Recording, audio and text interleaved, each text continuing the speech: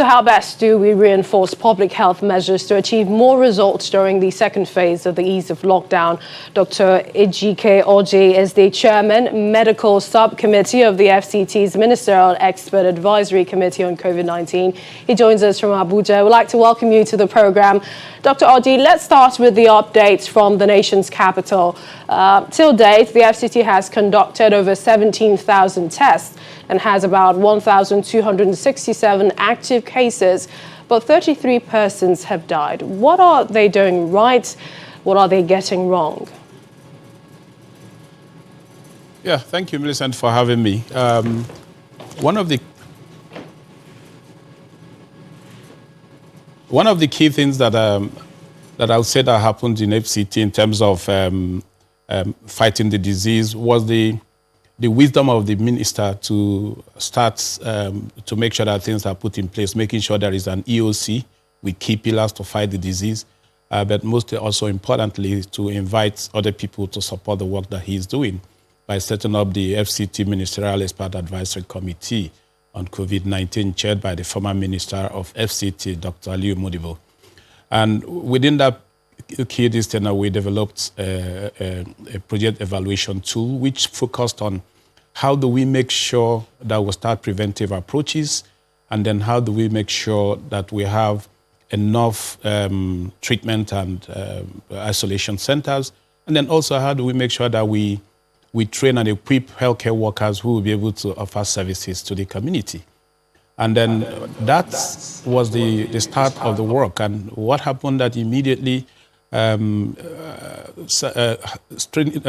treatment centers were ramped up from just 15 at the onset to about 1,030 as we speak.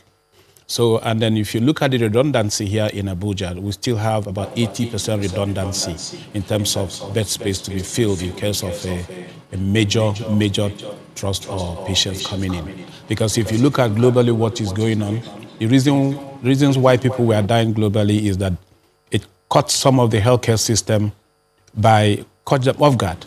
And what happens that there were more people who were so critically ill that the beds can be able to contain.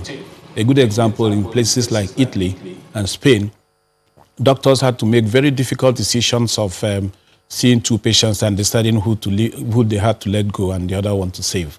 So, and that's the critical element in this fight of this disease, to make sure that at any point in time, you are able to treat at least the very critically ill, even if you can't get all the asymptomatic ones in.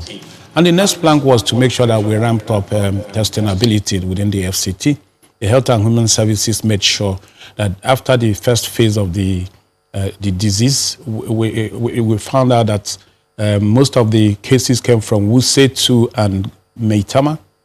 And then eventually community testing was done, and then we found out there were a very high incidence of community infection in places like Mabushi, Gariki Village, Lube, and a few other places. So with that, it meant that the importance of the lockdown was so highlighted, because within that space of the lockdown, more testing was done, and then some community engagement was done, and to make sure that people are aware what they have to do and to protect themselves from the disease.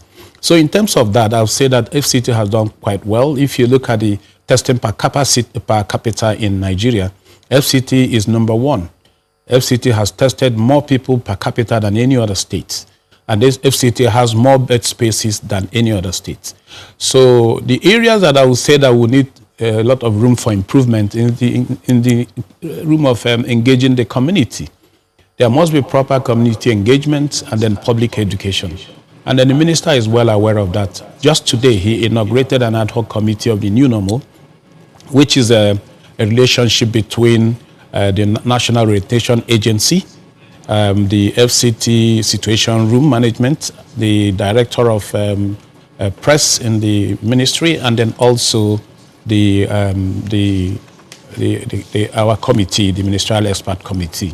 Just today, and what we're going to be focusing on in this is to make sure that we take in do a proper situational analysis to know why people are not obeying the clear instructions of the PTF.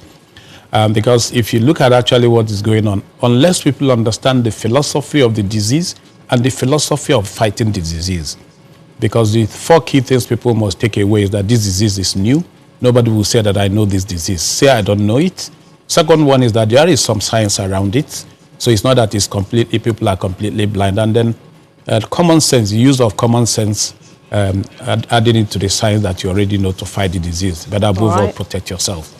And that's why it's important for people who are above 50 to wear surgical medical masks anytime they are outside their domain. And that's if they must actually go out. One of the key out. things that we're looking at is the super spreaders. We'd like to thank you, Dr. Ejike Orji, Chairman, Medical Subcommittee of the FCT's Ministerial Expert Advisory Committee on COVID-19. Thank you for your insight and enlightenment on this issue.